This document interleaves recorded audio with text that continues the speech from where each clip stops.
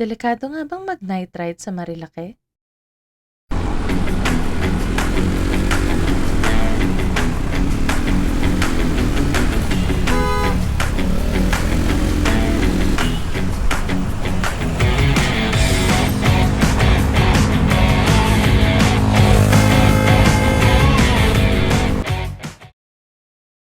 Another day, another ride.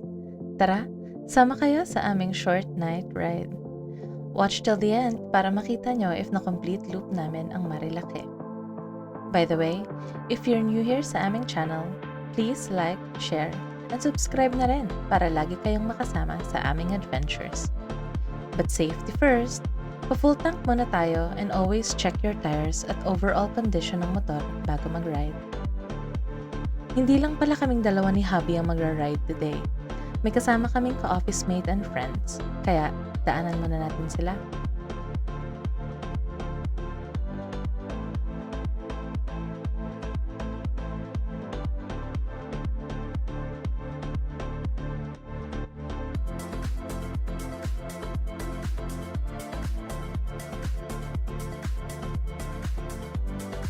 First time namin ni Hubby sa Marilake ng gabi. And usually, ang daan namin is via C6. Pero para makaiwas sa holiday traffic, nag-decide kaming dumaan sa BGC.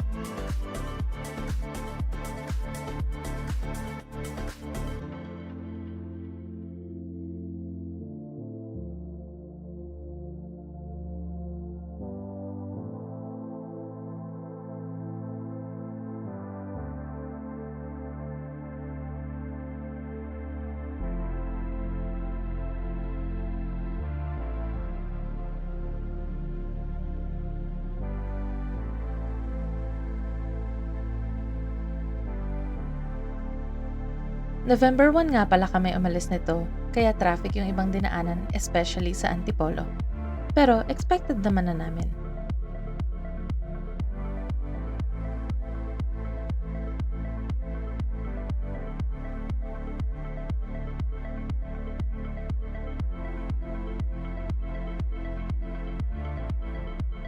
Sinubukan dito ni Hubby na overtaken yung mga kasama namin para masama sila sa shots. Nang biglang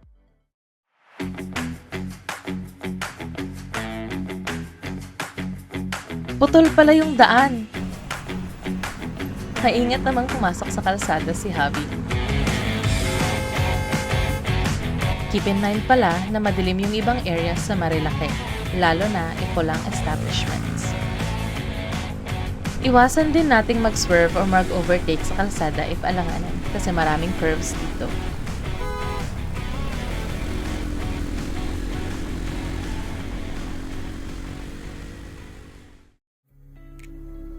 Sunod-sunod na dito ang iba't ibang restaurants and cafes. Sobrang daming pagpipilian. Isa sa pinakasikat dito ang Cafe Caterina. Kaso, di na kami tumuloy nung nakita naming maraming tao na waiting outside. Mahaba ang kalsada dito at magkakalapit lang ang mga establishments.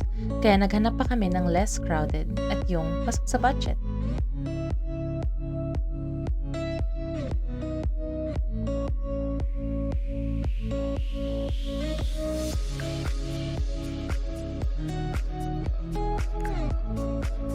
Nakita namin tong B&K Cafe and Resto. May dedicated parking sila sa motorcycle, which is nice and safe kasi hindi sa kalsada ang parking.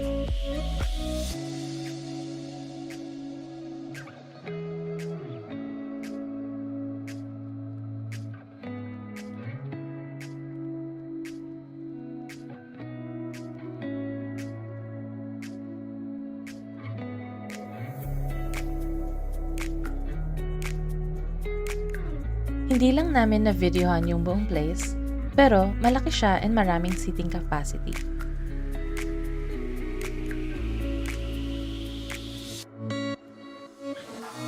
Mukhang sikat din tong place kasi ang daming stickers from other vloggers. Gutom na kami kaya hindi na na-videohan ang menu, pero super sarap at sulit ng pagkain dito. Mga 30 minutes yung waiting time namin, gawa siguro ng holiday.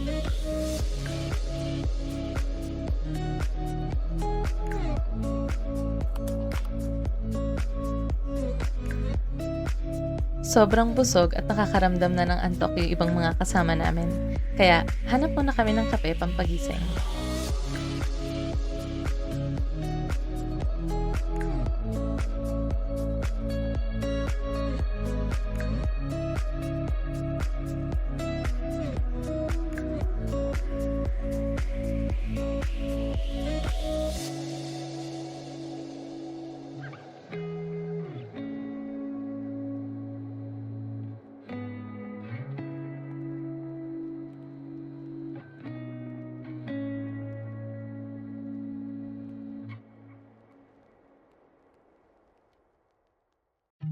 Bumaba na kami ng Tanay at dito na namin naisipang maghanap ng coffee shop. Dito sana kami sa Vista Barista, kaya lang sarado.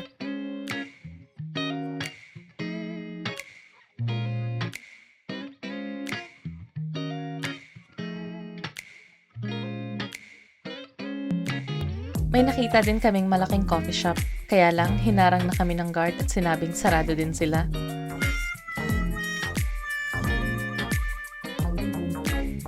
Holiday kasi, kaya siguro maraming closed na establishments.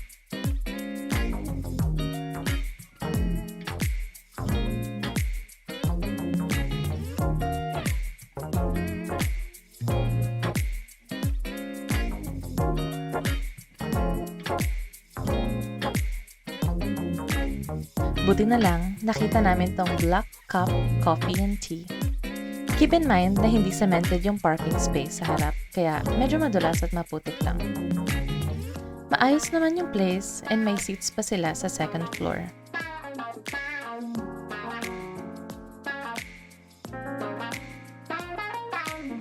Iced white mocha kay hubby and ichigo latte naman ang sa akin. Dito na kaming nag-decide na umuwi kaya di na kami umabot ng Laguna at Quezon. So technically ba, Mari-ride lang ang tawag ko sa vlog na to?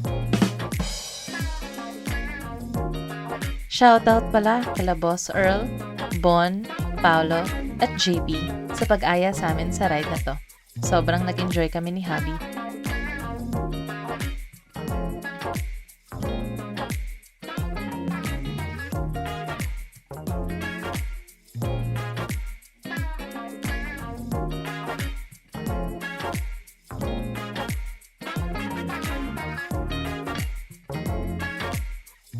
That's it for now mga kalore. Hope you enjoyed our short, chill vlog. See you sa next one. Stay safe and God bless.